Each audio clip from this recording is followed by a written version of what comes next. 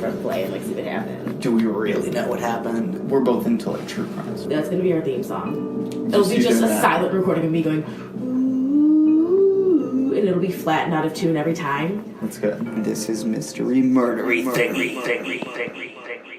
Are you excited? So fucking excited. Oh my god. Yeah. It's 12:23 on a Wednesday morning. Doing the pod, yeah. I know. This is hard for college kids. We are committed to Wednesdays. Wednesdays. Right. My dude. Oh, God. It's Wednesday, my dude. Okay, we're moving on. So, how's life? Are you doing a mystery or murder thingy?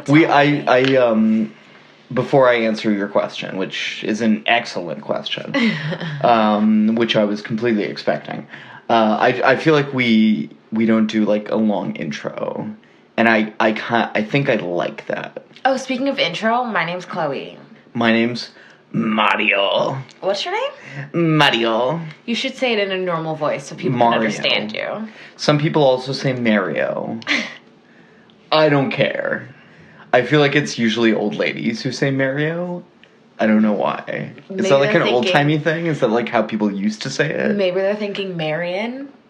I don't think so. That's what I think of. I don't think that's it. When I hear your name, I think of Marion. Thank you. I'm just kidding. Do you think that's kind I'm of a stretch. librarian or Marion the librarian? What's that from? Is that from the Music Man? Yeah, the Music Man. Yeah. But welcome to Mystery Murdery Thingy. Welcome to Mystery Murdery Thingy. Good job. The podcast in which we talk about all things mysterious. Or murderious. Or thinginess. Yeah. Yeah. Yeah. The weird shit. Just the weirdest. Which we find in the news at the end of the episode. Yes, Stay we tuned. also do weird shit in the news, so I've got a good one. I showed it to you earlier. I've got a good one too. You will have a good one. Shut up. Okay. So who should go first this time? I think I should go first. You went first last time. You always go first. I go first almost always. Go ahead and go first. Well, I just feel like we're both doing famous ones. True. But I feel like our criterion for who goes first is usually how gruesome it is. And I feel like yours is more gruesome than mine. Maybe. No, mine's less gruesome. Really? Don't we do the more gruesome first? I don't know. I guess we don't really have any. Yours is pretty gross. Mine is probably more gross. Mine's like tragic. I feel like I always just sad. like want to go first. I always want to go first too. Because it's better. I don't care. Okay, you go. Okay, so I'm really excited for this. I am going to do the death of our main man, Tupac Shakur. So, California love. I think I'm really good at singing that song. Okay, so back to Tupac. He was a kid. He was only 25.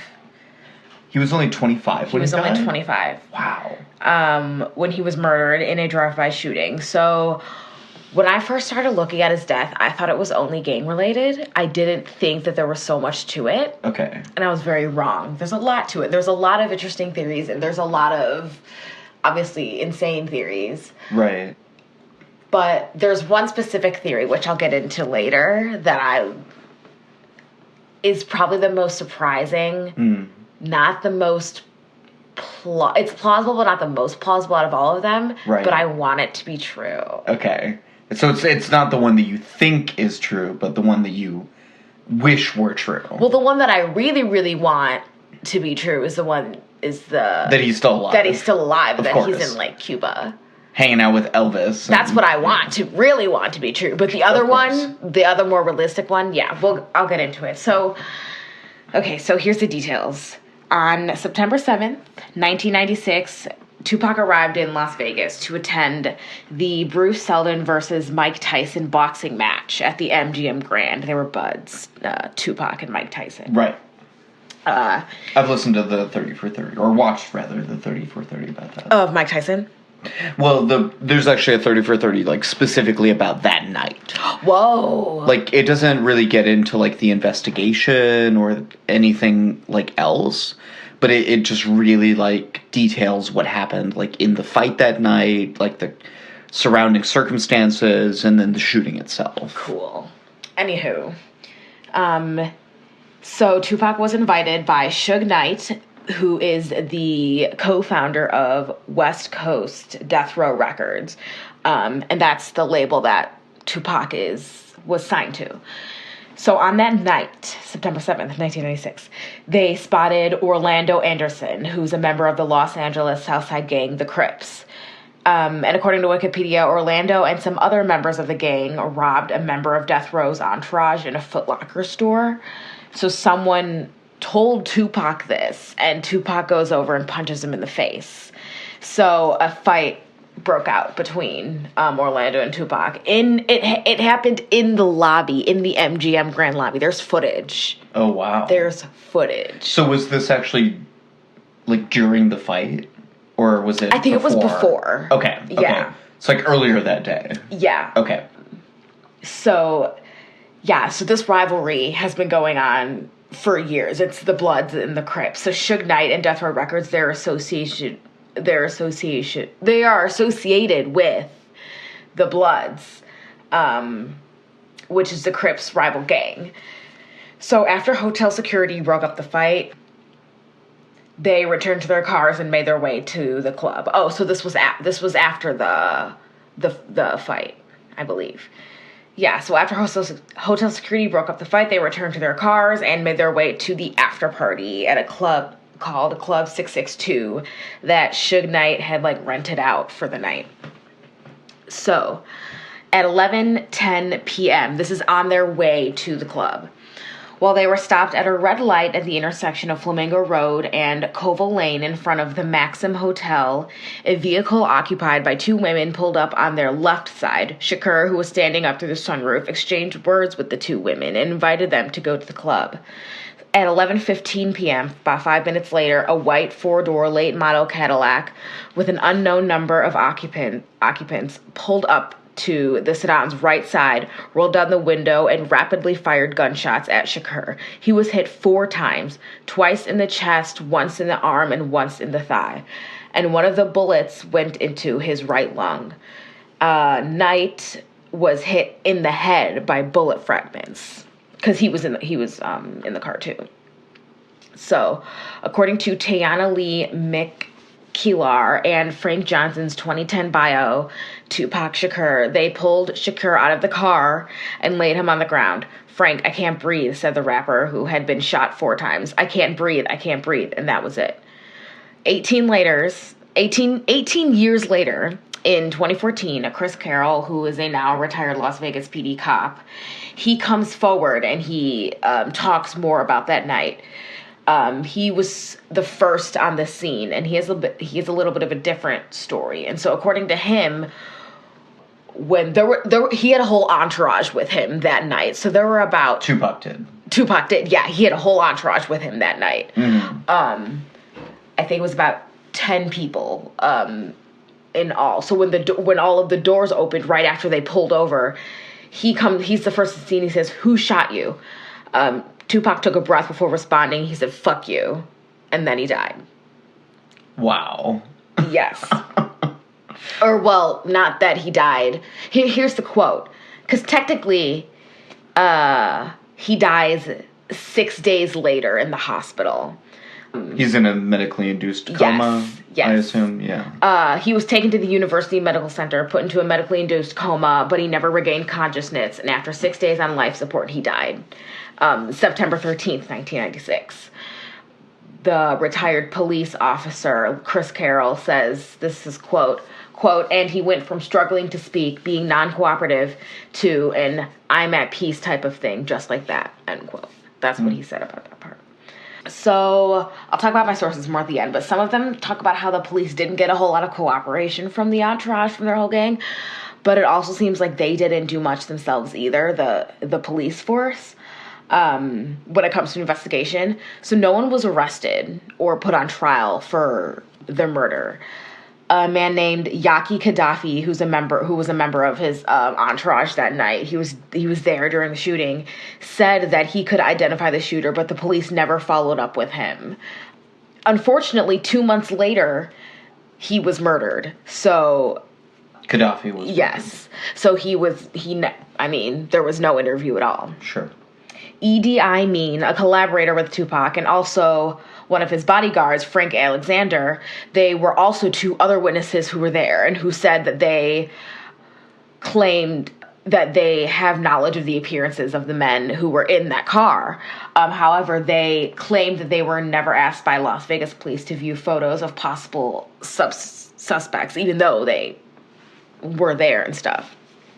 So it seemed like the Las Vegas police were kind of not lacking, but didn't follow up correctly with stuff that they should have. Mm-hmm. So I'm going to go on to some theories. So here are the main theories. Chuck Phillips, who is a former LA Times journalist, says that Orlando Anderson, who was the Crips member who they got in a fight with that night, the Southside Crips gang, and Biggie Smalls, a.k.a. the Notorious B.I.G., who I'm going to talk about next time, I think, because their deaths are closely related to each other. It's kind of weird. Right. There's like a mini-series that's coming out on USA, like specifically about these 2 murderers and how they're linked and everything. I'm excited. With one of the McPoyle brothers, or the actor, rather, who plays one of the McPoyle brothers from It's Always Sunny. Yep. As, like, the main character. So I'm kind of excited to see that, too. He'll be, like, normal or whatever. Or just different. Not a milk-obsessed, incestual weirdo from Philadelphia. Okay. So Chuck Phillips, a former LA Times journalist, says that Orlando Anderson, the Southside Crips gang, and Biggie Smalls were responsible for the murder. Phillips published a 2-part story titled Who Killed Tupac Shakur, and that was based on a year-long investigation, and so that's where this info comes from. So members of the Crips were involved in the shooting as retaliation for Tupac's beating of their member, Orlando Anderson.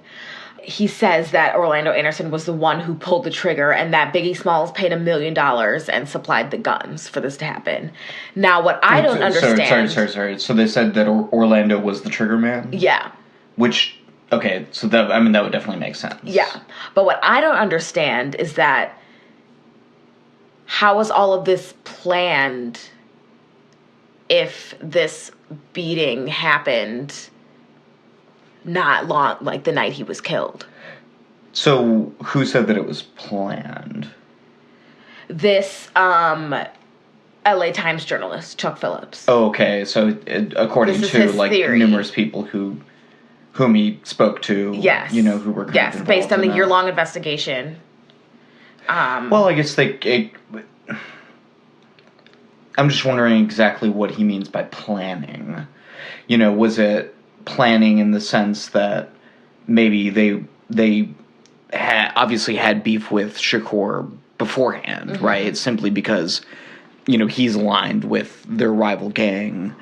So maybe this was simply the trigger moment that they were waiting for in a larger plan to say, you know, okay, now... I guess that makes sense. Now let's go forward. You know, this is the retaliation. This is the sort of impetus that we've been waiting for. Mm-hmm. Or maybe it was a much more kind of in-the-moment planning. Mm-hmm. Like, hey, fuck this guy. You know, he just, like, disrespected us. You know, made a move on us. Now we need to make a move on him so people don't think we're, you know, weak, that we're not going to respond. Yeah. So we need to, like, get him. Where is he right now? Where is he going? Yeah. You know, what's he doing tonight? How can we find out? Let's go find him on the Strip and take him out, you know. So Biggie had a motive, though, too. Tupac and Biggie had a rivalry, and it was a big part of both their music and, like, their personal lives. Right. The East Coast, West Coast rap rivalry. Exactly. The East huge Coast, West historical, Coast, thing. It was a huge thing. And course. so there were diss tracks between both of them. And so there was one specifically, like I said earlier, being Tupac's Hit 'Em Up, where he claims that he slept with Biggie's wife. Was that true? I'm not sure. It's something like that's why I slept with your bitch, you fat motherfucker, or something. Well, I was gonna say, like, just from an objective standpoint, Tupac was much more attractive than Biggie Smalls. Well, yes. Biggie Smalls was like, I mean, I don't want to disrespect the dead, but, he was, like, round. You could roll him down the street. Sure, Mario. Whatever you want to say about respecting the dead. Tupac was great like, job. cut, Great job. He was like he was like prison cut. Tupac was. I don't want to respect the dead, but I guess I wasn't the dead. Freudian slip by you, because I was not respecting the dead. Sorry, Biggie. Exactly. Sorry. Anywho, he's gonna come back and fucking kill you. There is also, speaking of South Park, like we were earlier, there's that episode of South Park where they say, if you say Biggie Smalls 3 times into the mirror, that he'll appear. And then Butters does it. He's just like making him do shit. My favorite. It's so good. Anywho, moving on. So, Orlando Anderson denied being involved in Tupac's murder up until his own death in May of 1998, where he was also gunned down. So there's a lot of gun violence within this murder itself. Of course, yeah. So another theory puts the blame on Suge Knight. The idea is that Suge offered Tupac to prevent him from offed Tupac to prevent him from leaving Death Row Records to start his own label. But however, Suge himself claims that he may have been the real target the night that that Tupac was killed. That he might have been the original target. Sure. According to former LAPD detective Russell Poole, Suge Knight's motive was that he owed Tupac millions of dollars, which is also corroborated by the fact that Afeni Shakur, Afeni, I'm not sure how to say that, who is Tupac's mother, sued Death Row Records and sued Suge Knight for mishandling Tupac's funds and saying that they, copped him out of millions of dollars. So another, kind of sketchy thing is that Suge Knight had reason to believe that Tupac was going to leave the label because Tupac fired his lawyer, David Kenner, and David Kenner's the one who wrote up the original agreement between Tupac and the label. David Kenner's also Suge Knight's lawyer. Or is he also Biggie's lawyer? That would. I think he's Suge Knight's lawyer. I think I'm just getting it mixed up. So, and then sure enough, 2 weeks... Was he like the in-house lawyer, basically, for Death Row? Yeah. Yeah, no, that makes sense. And just as a side note, if you don't know who Suge Knight is, he is a scary man who he's in jail now. I was going to say he's in jail now. He's completely capable, I believe, from what I know of his reputation, of murder and any other thing you could think of. From what I've heard of him, he is a hard fucker. He would fuck you up. So I don't know. We'll talk more about Suge Knight when we talk about Biggie's death. Right. Because there's strong indication that he was the one who did it. Sure. Yeah. So it's almost obvious that he's the one who did it, but there's just no police investigation on that one either. And that one happened in LA. And we all know how corrupt the LAPD is, especially in the 90s. They've gotten better. They have gotten better in the past 5 to 10 years. But it's funny because I was thinking that earlier too when you were talking about how they weren't, Tupac's crew wasn't really engaging with the police. The police weren't really, wanting to, do a thorough investigation because it seems like everyone already knew what happened. Yeah. There wasn't really the necessity for an investigation because, it's obvious. It was this rival gang.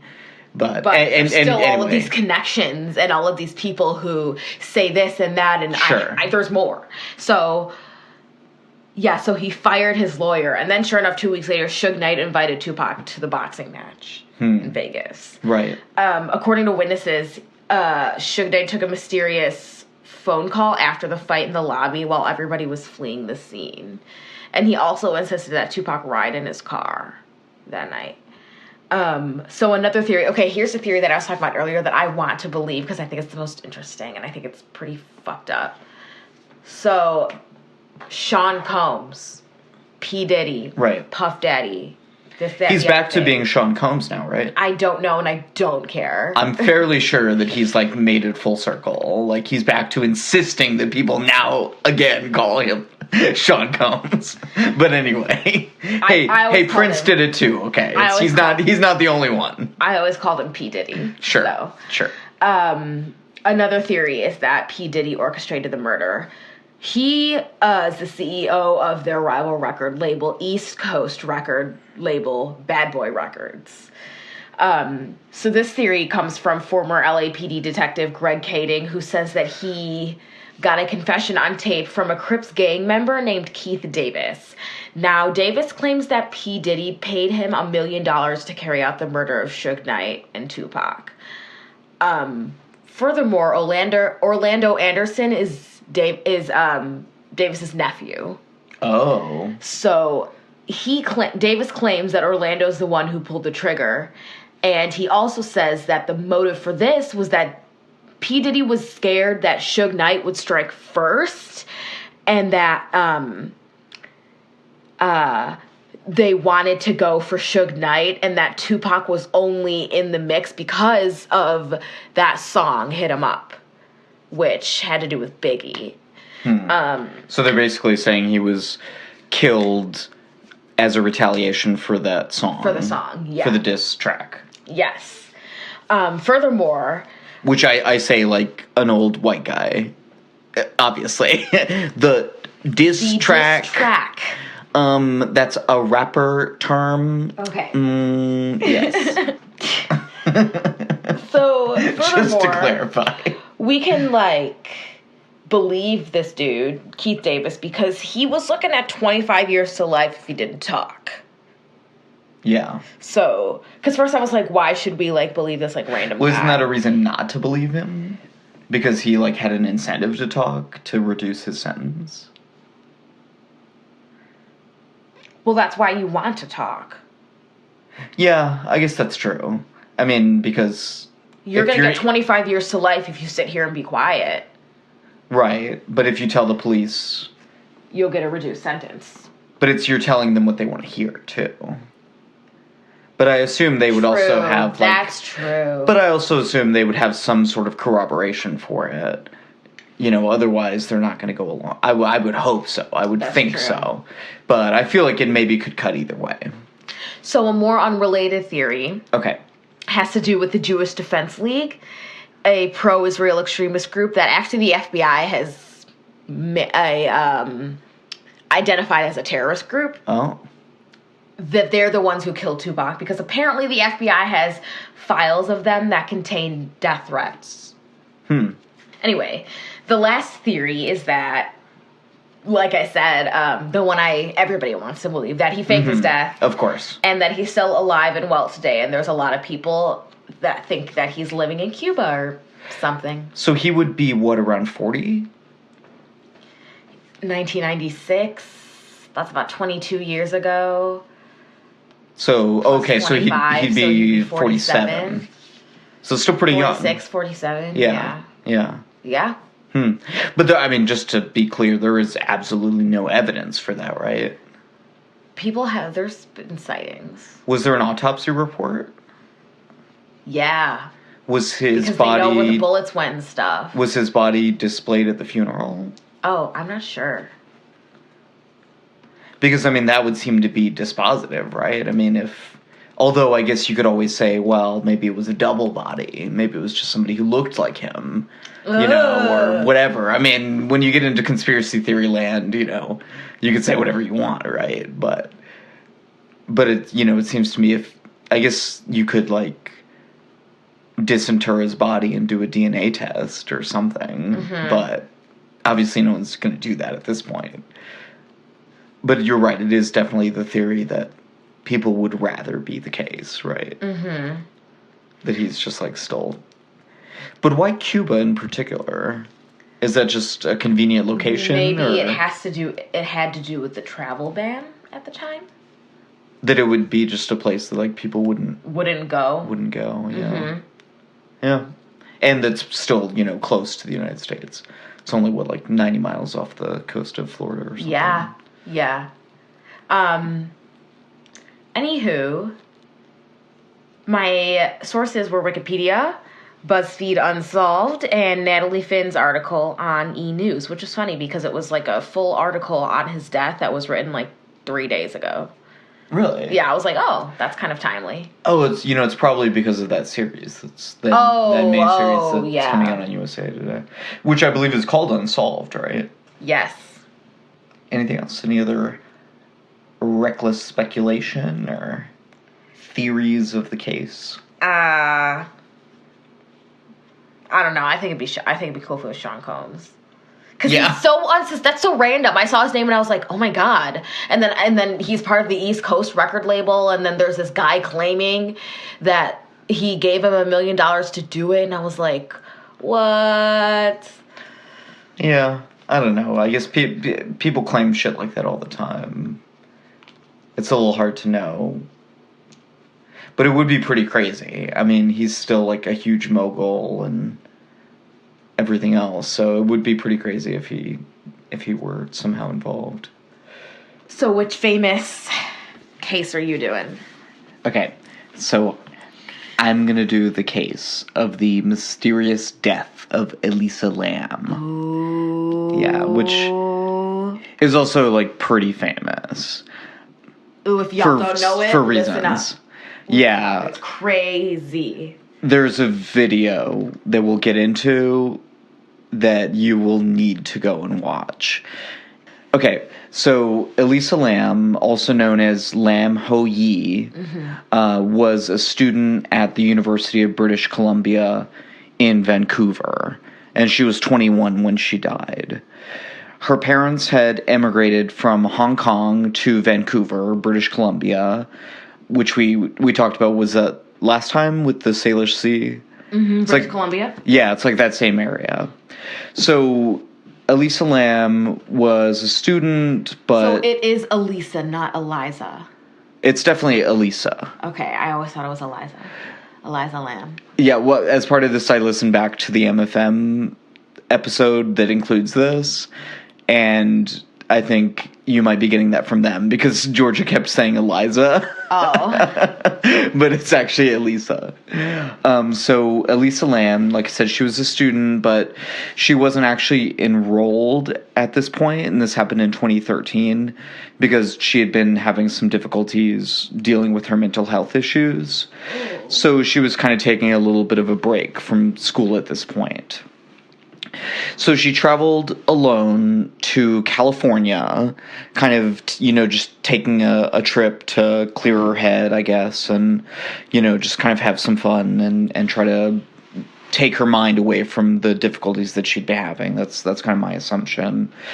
And she arrived in Los Angeles on an Amtrak train on January 26th. She was staying at the Cecil Hotel. Ooh. Which I'll talk about a little bit at the end about the Cecil Hotel and or Cecil. It's not really clear whether it's Cecil or Cecil. And it's rather ignominious history. But suffice it to say, it's in a very bad part of LA.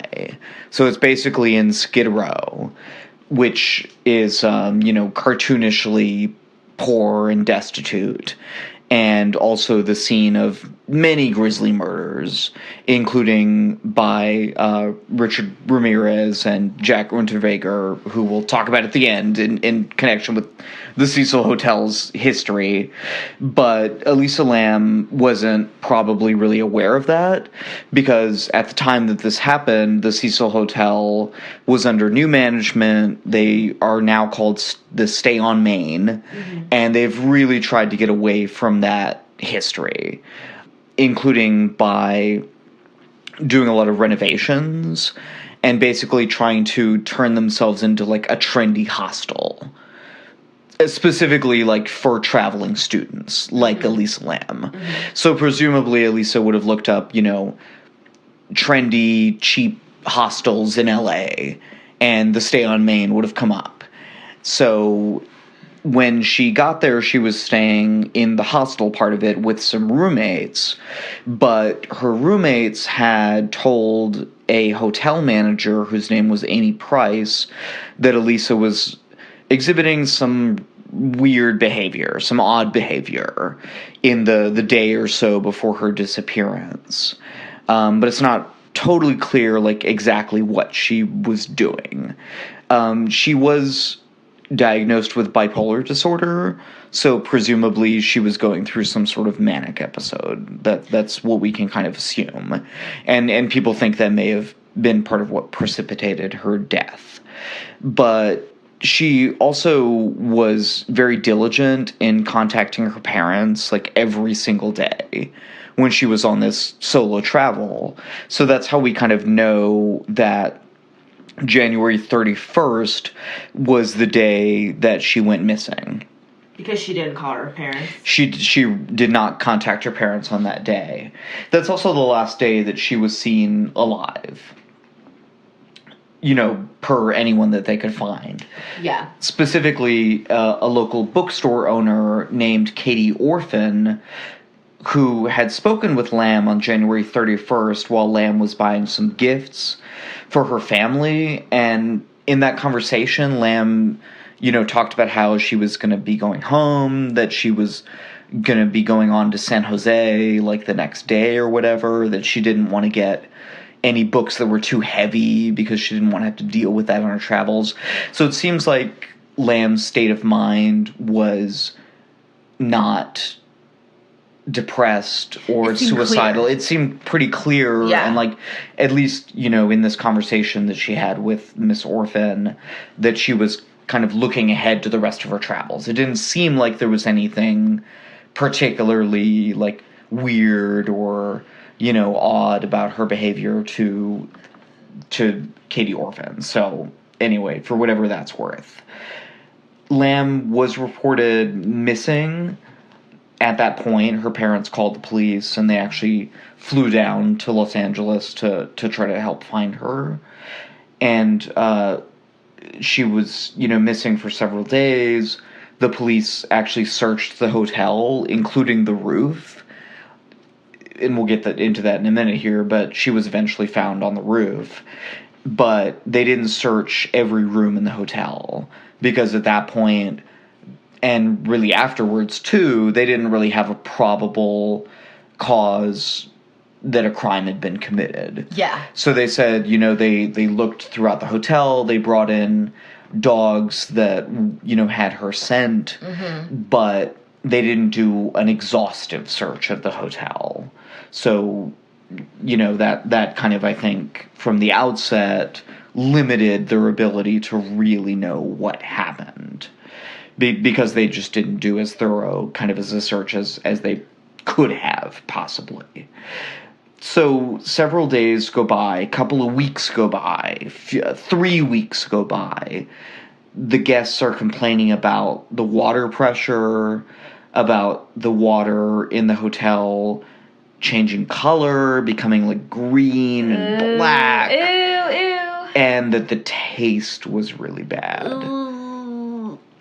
Which, that thing where you, like, you get, like, a acidic taste in the back of your mouth because you feel like you're about to throw up? Yeah. Like, when I say that people said the taste was bad, I get that taste in the back of my mouth because it is just, like, oh my god, that is so incredibly gross.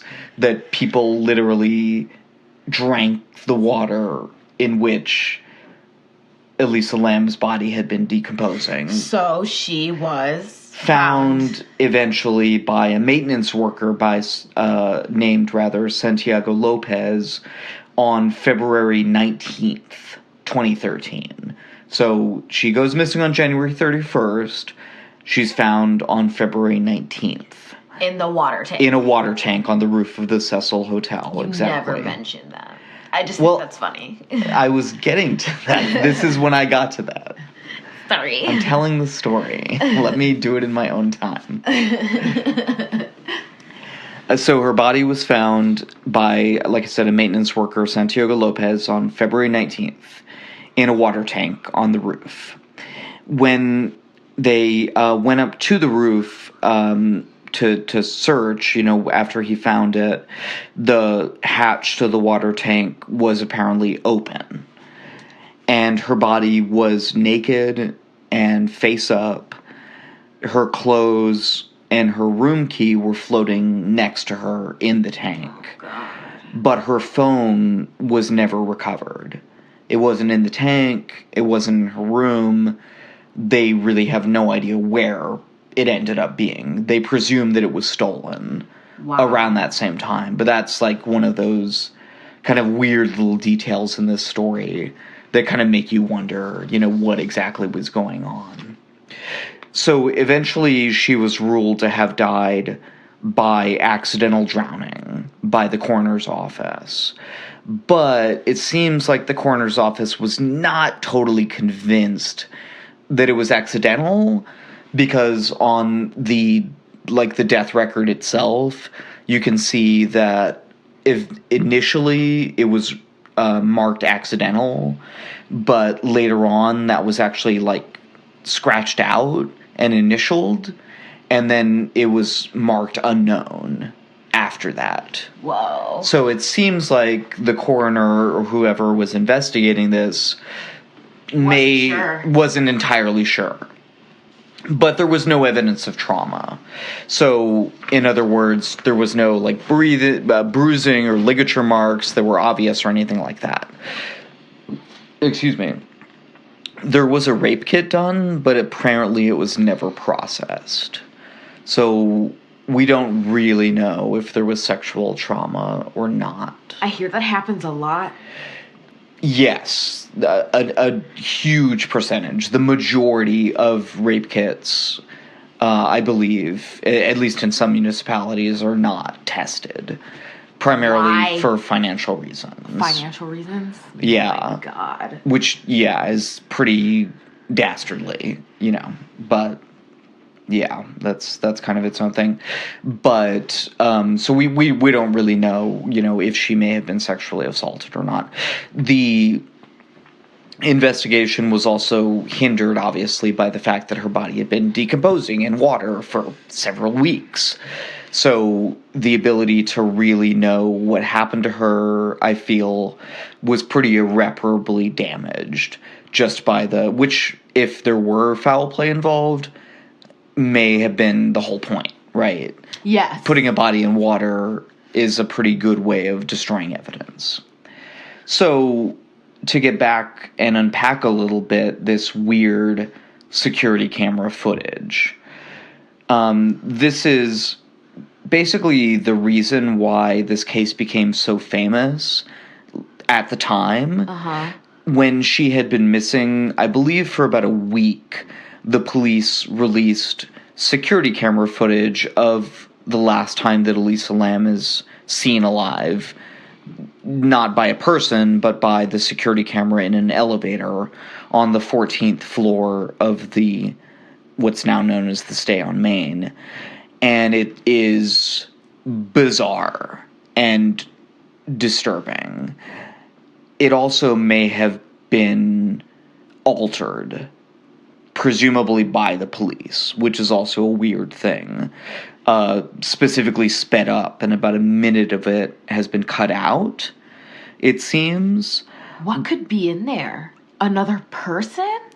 Maybe another person, or nothing. It's really not clear. But basically, in the footage, we see Elisa Lam getting into the elevator, kind of crouching down and methodically pressing the middle buttons on for different floors, and then also the hold button to keep the doors open. And people say that this is a technique when you're being stalked or followed that you're supposed to do, I guess, so that someone doesn't know on what floor you are if you press several floors on an elevator and then you just hold the door open. So you have the ability to, like, run away. So people theorize that may have been why she was doing it. It also, it's really just unclear when you're watching it if she's, like, is she scared? Is she hiding? Is she playing hide and seek with a kid? Is she flirting with someone? Like, something they talk about in the MFM episode is apparently people have looked at it who are experts in body language, and they say that Elisa Lam exhibits some classical flirting body language in the footage. So her face is kind of obscured. It's kind of pixelated. It seems like it and it really depends, I think, on your mindset going into it. If you think she was murdered or being hounded by a ghost or something, you're going to think it's disturbing. If you don't think that, you're going to think it's kind of playful. But, I mean, I watched it today again. I've watched it before. And to me, it seems more playful than fearful. Because she's, you know, when you watch it, she's like looking out into the hallway, presumably to see, like, oh, is that person there or whatever. And then she goes back into the elevator and she kind of goes up against the wall. But her and the body language experts talk about this too. Her whole kind of demeanor is pretty relaxed, actually.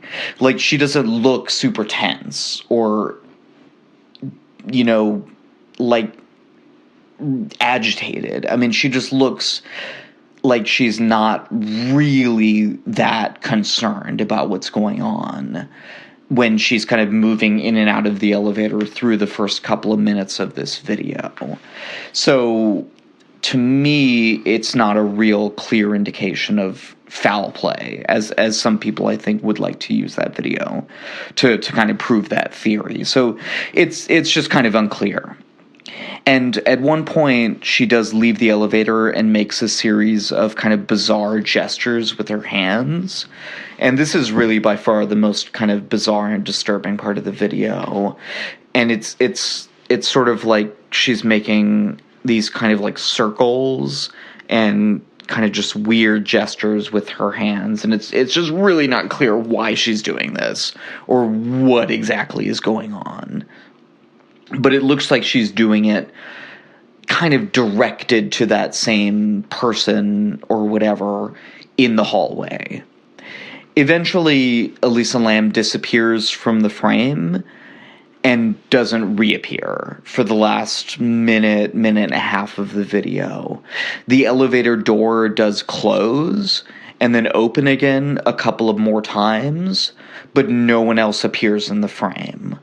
So it's unclear, is it changing floors and opening and closing? Is it staying on the same floor and opening and closing? It really, you can't really tell. But it just kind of freaked me out because presumably someone's like pressing the button to go, but no one's going in. So what's going on? I really don't know. So again, I would encourage you to go and watch that video because it is just really crazy. If you just look up, you know, Elisa Lam hotel video, whatever, it'll come right up. So eventually when her body's found and they're doing the investigation, they try to figure out, you know, how did she actually get up there? The hotel manager claimed that the roof was restricted and that the door up to it was locked and alarmed, but that may not actually be the case. So there was a intrepid Chinese YouTube user. Oh, I heard about this. Yes, which is also a video you should look up. It is in Chinese, but there's a translation in the comments of what the gentleman is saying. But basically, he went to the Cecil Hotel to kind of look into this himself. And he actually, you can see him in the video walking up the stairs, and the door to the roof is actually propped open.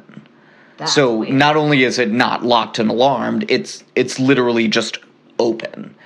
And I think his videos from like 2015, maybe sometime around there. So this notion that somehow there must have been something untoward or supernatural going on for her to reach the roof doesn't seem to be the case. It seems that probably she could have gotten up to the roof on her own, up the stairs, without anyone having to take her up there. Because some people theorized, well, a hotel employee must have been involved, because in order to get up to the roof, you would have had to have a key, access of some sort, and therefore maybe that missing minute in the video was because of a hotel employee who erased it because they were involved somehow. And that's all very interesting, but it's based... You don't think it's plausible? Well, no, I think it's plausible. I just think it's not necessarily the most plausible explanation. And it's not necessary to explain the facts, because, again, it's based on this kind of flawed premise that one would have to have a hotel employee involved in order to get up to the roof itself. Did they find any drugs in her body? Yeah, that's a really good question. They did not find any recreational drugs in her body. They found a very small concentration of alcohol, and reportedly she had gone to a bar earlier maybe the day before, I think, or maybe that same day. And she was also prescribed 4 prescription medications for her bipolar disorder. 2 of them, I think, were mood stabilizers, and 2 of them were antidepressants, I think. Did they find those? They found an inconclusive result. Partly because she had kind of, desanguinated while decomposing. And her body had been so kind of contaminated by the water that it wasn't really possible to get... Because what if she was just off her meds? Well, that's one of the theories, right? That she was off her meds, and therefore, which is completely possible when you have bipolar disorder, if you're taking medications and you get off of them, to have a kind of psychotic break or manic episode in which one can hallucinate and exhibit extraordinary strength, but also ill judgment. So that's probably the most logical explanation, and the one to which the coroner's office basically came, that she, as a result somehow of her bipolar disorder, made the decision to get into this water tank and unfortunately drowned. But the video, again, it could support that theory, because maybe she was hallucinating and saw, my personal kind of pet theory is that she was hallucinating, saw what she thought was like a child, and was like playing with the child while that video was kind of going on. And that's what I think happened in that. That's weird. But who knows, So I think what's also kind of important to remember, and something that people, including that Chinese activist, or not activist, but that Chinese tourist who made the video, and an activist who works with the many low-income people who live at the Cecil Hotel, which is designated as a residential hotel by the city, made the point, which I think is a good one, that we have to kind of recognize Elisa Lam's humanity in all of this, that it's a very interesting story, that it's become very sensationalized, but that her kind of personhood is important in this as well, and that she suffered whatever happened, right? She died, she suffered, she deserved better than she got, I think, from the investigation and from kind of the people who like to kind of sensationalize around her death. And one way in which people have kind of done that is by connecting with her Tumblr page and her earlier blog. And one weird thing is that her Tumblr page continued to be updated in the months after her death. And it's really kind of unclear how this was happening or why. people theorize maybe her stolen phone gave someone access to her account, and they were updating it. Other people think that it may just have been the Q feature in Tumblr that allowed people to... Tumblr has that. Right, so that's probably what happened, but in that Tumblr page, she talked mainly about, like, fashion. She was really into clothes and fashion and design, and her experience, you know, living with her mental health issues. And she was, like, very open about that, and, you know, specifically about kind of a really difficult time she had in 2012, and then the fact that she had to basically drop out of school because of her depression and having to deal with mental health issues in 2013. And she was, like, worried that she wouldn't be able to get into grad school because she had to drop all these classes, you know. So it's tough, you know. And again, I feel like in all these stories, right, we try to find how we can empathize with victims and see the humanity in people, right? So I just think that's kind of an important kind of discussion to have around, you know, this kind of very interesting, intriguing story. But to get back to the intrigue, some of the theories as to what, you know, happened in this situation, people theorize that something may have happened in regards to her possibly having tuberculosis, which there was an outbreak of at the same time that she was in the city, or that she may have taken a sleeping drug that may have caused her to hallucinate or something. But there's no evidence of that in the autopsy. I mean, like I said, the autopsy was a little bit inconclusive because of the circumstances, but she wasn't found to have had tuberculosis or to have taken any sleeping drugs. So those are kind of illegitimate, I think. Lam, like I said, was also diagnosed with bipolar disorder, and the coroner's office found that this was a likely contributing factor. And like we said before, it's a little bit unclear if she had been taking all of her medications in the days leading up to her disappearance and death. However, there were some traces of her prescriptions found in her body.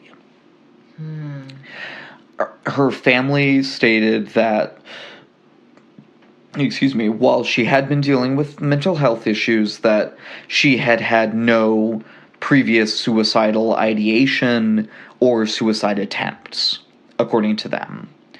Yeah, but that kind of thing happens suddenly. True, and... It's not something... Well, I guess it is something that you can kind of look back and be like, oh, I guess it makes sense that he killed himself, but when you're looking at something like this, I just feel like that claim means very little. Sure. Yes. Especially since she was in California on her own. Right. We should take it with a grain of salt, for sure. For sure. And those sorts of things also are not always the kinds of things that one always speaks about with one's family. Exactly.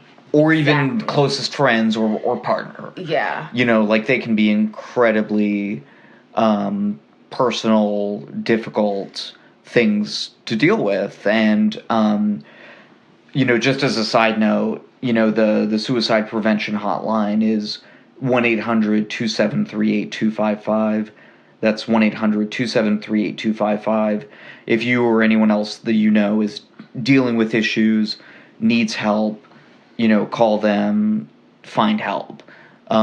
Because, like we said, like we were just talking about, it's not always obvious. Exactly. And not everyone deals with these things in the same way. So help is out there. It can be a very isolating, lonely thing. And totally. that you feel like you can't talk to anybody, or that nobody would care, or that nobody would really want to listen. Right. And sometimes you don't even want to talk to anybody. Totally. Yeah, exactly. And that's the most dangerous. Especially your family or your friends, or like, like people who you fear may, you know, somehow, you know, think less of you or something. I mean, even if it's irrational, you know, those kinds of things can hinder seeking help. And who knows, you know, that's, again, just one of these kind of mysteries that's surrounding this. There's also the possibility that Lam was murdered.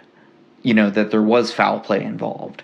While there's no evidence of trauma that the coroner's office could find on the body, it is possible that someone may have lured her there or coerced her to get into the tank, I think. And it would basically have been impossible for her to get out of the tank herself. Really? Yes. There's no safety thing? No. Nothing that I heard of. And in fact, when they recovered her body from within the tank, they actually had to cut it open. Literally cut it open. Because the tank? The tank itself. They had to drain the whole system, flush it and sanitize it. Yeah. But they had to drain the tank and cut it open to get her body out. Wow. So this would not have been an easy thing either for her to get into or for her to get out of. The tank itself, and, there's a lot of different kinds of these. Specifically, this kind of tank was 8 feet tall, was made of metal and concrete, and there was no obvious way to get up there, even. The workers who eventually found her body had to use a ladder to get up to the tank. And that Chinese YouTube user shows us also that you can get up to a landing that's above the tank, but there's no obvious way to get to it. I mean, you would have to kind of jump down to it. That's weird. Which would have been pretty difficult. Now, again, if one's going through a manic episode, one may have an adrenaline rush in which one can do maybe things that seem impossible, but the more kind of supernatural theories as to how this happened, I think to some extent are bolstered by this fact that it would have been so difficult to get into that tank. That changes everything. I didn't know that. Yeah. It's a very interesting nugget. It's a small piece of the puzzle, but it may be a key piece of the puzzle. That's why this case is so weird, because there's a lot of small but wow, wait a minute, what type of things. To me, that fact points to foul play. Me too, that's what I was thinking. Yeah, because it just would have been so difficult for her to do this on her own. And again, another small but key fact, and this was according to the hotel employee who found her, Santiago Lopez, I think his name was, that the hatch was open when she was found. If it had been closed when she was found, I would say that foul play would be certain. Yeah. Because I don't think there's any way that she could have closed the hatch. Oh, for sure. On her own. So the fact that it was still open... Now, again, I saw in some other places that it was closed when she was found, but I think that may have just been misreporting, because what I read was that Mr. Lopez, in his official statement, said that it was open. So I think that was the case. Another theory, although again I think this is kind of discredited, was that Lam was on some kind of drug, and that caused her to basically do this. Some people argue that although no recreational drugs were found in the toxicology report, that this may have been simply because of the decomposition and the inability to really do a proper toxicology test, or that she took something that there just wasn't a test for. Mm-hmm. So then, they wouldn't have found it either way. So, I suppose that's possible. But my strong intuition, I suppose, would be that she was having some kind of manic bipolar episode, that someone found her and basically used that as an excuse to perpetrate the perfect murder. which was to convince her to get into that tank somehow, watch her die, sickening. And then walk away. That is sickening. Never be found. There's no evidence for that, so I can't say that happened. But to me, that's the most plausible explanation. Wowee. And I mean, I think that's a pretty crazy... It's a pretty crazy story just in general, right? Oh, for sure. And it certainly captured the attention of the nation at the time. It was an extremely famous case while it was happening, even before she was found. But since, it's also been the inspiration for a number of different fictionalized stories. People also say that it basically mimics, and I never saw this movie, but the movie Dark Water with Jennifer Connelly. I never saw it either. Yeah, I never saw it, but people say, which came out before this happened, people say that it kind of mirrors what happens in that movie, which is very kind of weird and ugh. But anyway, the Elisa Lam story itself, though, has been the inspiration for example, American Horror Story, a short movie by a man named Destin Pfaff, the ABC show Castle, as well as, of course, How to Get Away with Murder. Yep. The whole kind of initial storyline. What's her face was found in the sorority house tank. Tank. Right. In basically the same circumstance. Yeah. And it was also the inspiration for a movie made in Hong Kong, which again is where Elisa Lam's family comes from, called Hungry Ghost Ritual. Whoa. And then there's a movie that's... Actually, I think there are a couple of projects that are kind of in spec right now, or in pre-production, that are based on her story as well. So just as kind of an epilogue here to the story, let's talk a little bit about the Cecil Hotel itself. All right. What happened besides Ramirez? Right. So the Cecil Hotel is a very famous murder true crime spot in Skid Row. As you were just saying, Richard Ramirez, the Night Stalker, one of the most famous serial killers in history, stayed there in the 80s during his spree, right? During the height of his spree. God. I think, if I remember correctly, he killed 5 or 6 sex workers while he was staying at the Cecil Hotel in that area. Wow. Another serial killer named Jack Unterweger, who's actually Austrian. And if I remember his story correctly, he actually killed people in Austria, went to LA, specifically apparently stayed in the Cecil Hotel. I think you're right. And killed sex workers there as kind of an homage, as sick and disturbing as that is, to Richard Ramirez. Gross. And that was in 1991. There's also a separate Wikipedia page that is just for deaths and violence that have happened at the Cecil Hotel. Wow. And that list includes 16 instances between 1931 and 2015. Wow. So including after the time that it's been known as the Stay on Main. The hotel, like we talked about before, has tried to shed its macabre reputation since it's changed both its name and also its ownership. Henry Zabrowski of Last Podcast on the Left. Yep. And we actually listened to this. He got kicked out. Pretty recently. He got kicked out of the hotel as he was doing a kind of adventure to true crime spots in LA.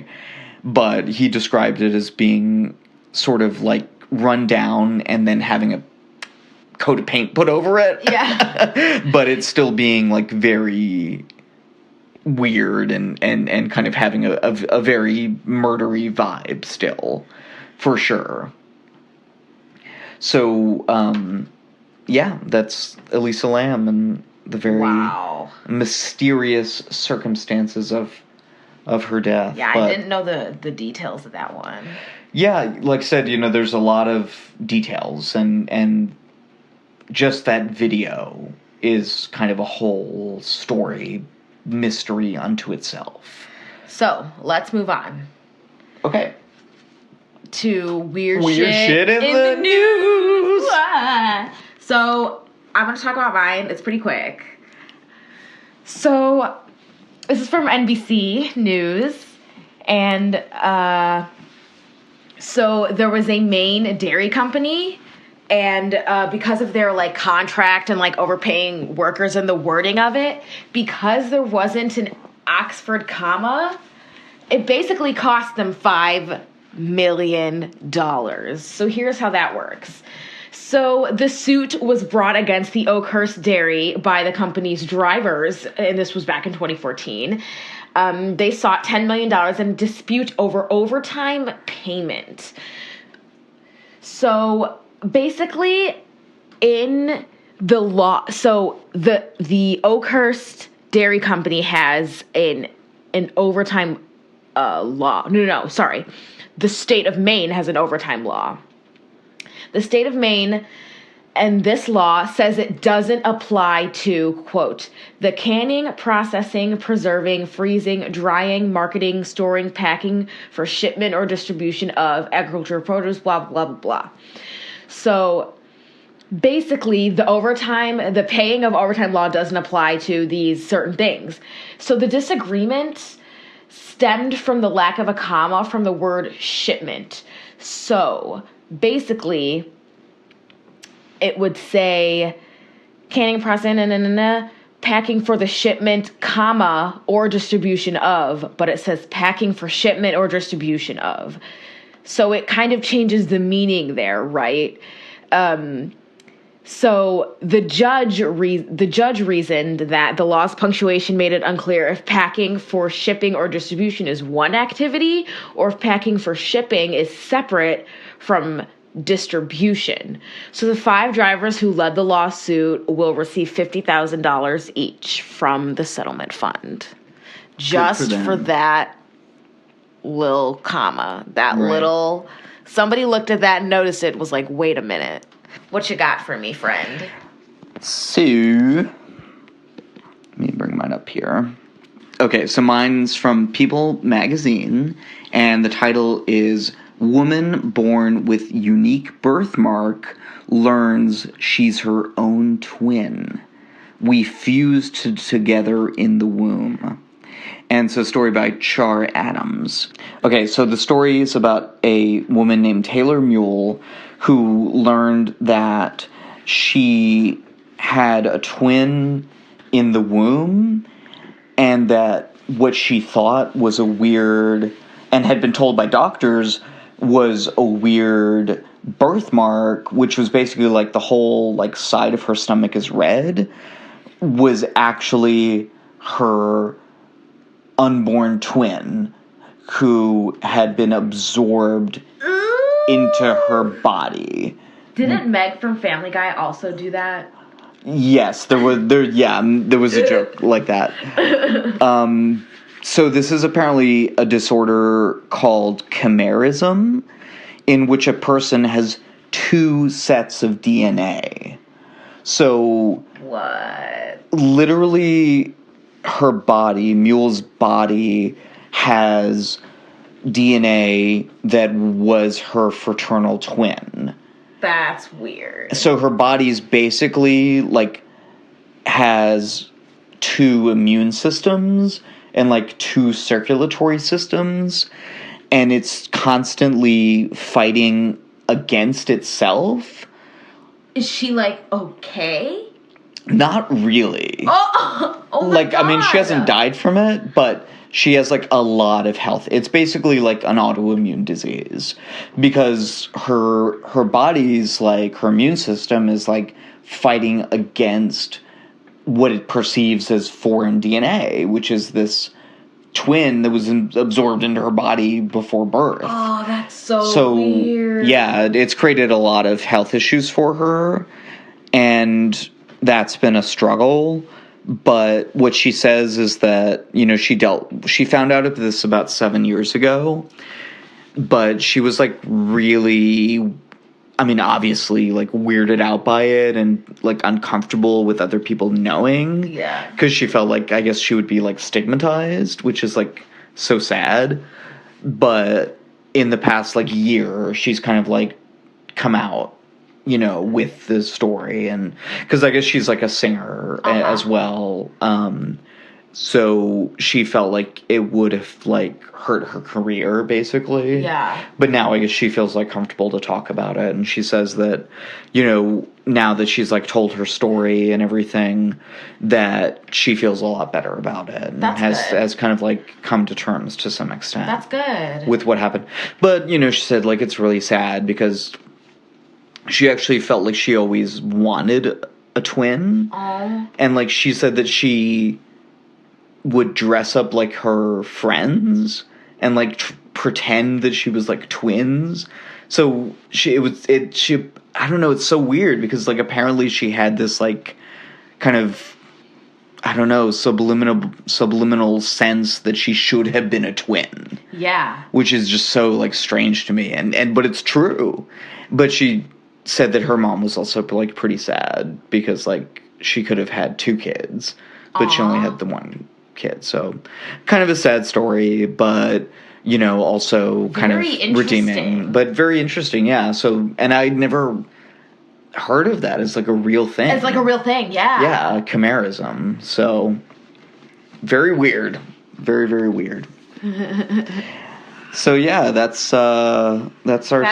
That's our show, kids. That's our mystery, and we're sticking to it. No, that's stupid. That's our mystery murdery thingy. Woo! We're still struggling to find a sign off. I don't think it's ever gonna happen. Oh, God. Good job by you. Thank you for listening. Thank you so much for listening. We should have said that at the beginning. God damn it. No. We gotta remember that. I think it makes sense to say it at the end. Okay. Thank you for listening. We really appreciate it. Like, they haven't listened yet at the beginning. That's true. Well, they could walk away with their gratitude. Maybe they've listened to a previous episode. That's true.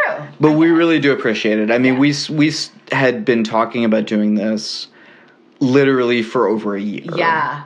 Before we actually got down to actually starting it. Yeah. And, I mean, we're still recording this on my iPhone in your basement. Like, but we're doing it. Like, this is our 9th episode. Go team. And I just want to, like, shout out the people who are listening to us in, like, other countries. Because that's so, like, cool and funny to me. There's, like, people in, like, Switzerland or something, and, like, Australia. What if SoundCloud is just messing with you? And Japan. I don't know. Maybe it's just people who are using a VPN and pretending. I don't know. But I want to think that there's some, like, people in other countries listening to us because that's so cool. That is cool. I love that. You're right. So thank you to you and all the other people, too. That's how the internet works. You can play Mortal Kombat with your friend in Vietnam. What's that from? From Cable Guy. Oh, God. One of the best Jim Carrey movies. Not one of the worst, as most people think. It's time to stop. Yes, it is. Probably time to stop. Okay, bye. Bye.